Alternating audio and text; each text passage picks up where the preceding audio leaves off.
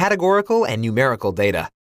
Furthermore, we saw that numerical data can be discrete and continuous.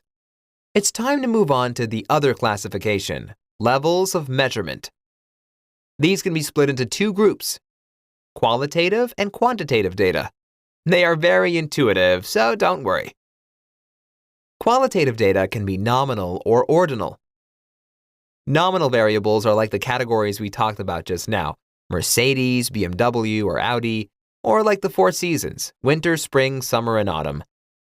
They aren't numbers and cannot be ordered. Ordinal data, on the other hand, consists of groups and categories which follow a strict order. Imagine you have been asked to rate your lunch, and the options are disgusting, unappetizing, neutral, tasty, and delicious. Although we have words and not numbers, it is obvious that these preferences are ordered from negative to positive. Thus, the level of measurement is qualitative, ordinal. Okay, so what about quantitative variables? Well, as you may have guessed by now, they are also split into two groups, interval and ratio. Intervals and ratios are both represented by numbers but have one major difference. Ratios have a true zero and intervals don't. Most things we observe in the real world are ratios. Their name comes from the fact that they can represent ratios of things. For instance, if I have 2 apples and you have 6 apples, you would have 3 times as many as I do. How did I find that out? Well, the ratio of 6 and 2 is 3.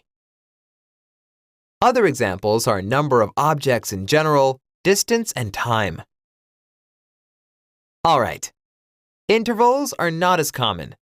Temperature is the most common example of an interval variable.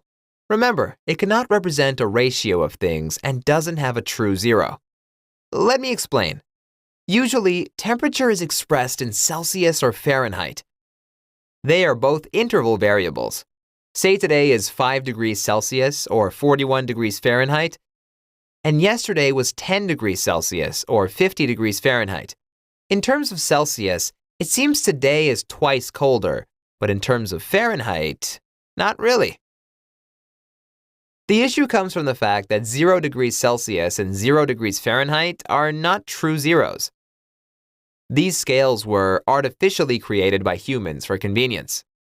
Now, there is another scale called Kelvin, which has a true zero. 0 degrees Kelvin is the temperature at which atoms stop moving, and nothing can be colder than 0 degrees Kelvin. This equals minus 273.15 degrees Celsius, or minus 459.67 degrees Fahrenheit. Variables shown in kelvins are ratios, as we have a true zero, and we can make the claim that one temperature is 2 times more than another. Celsius and Fahrenheit have no true zero and are intervals. Finally, numbers like 2, 3, 10, 10.5, I, etc. can be both interval or ratio, but you have to be careful with the context you are operating in.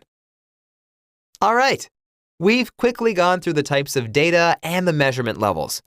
Stick around to see the types of graphs that are used on a daily basis.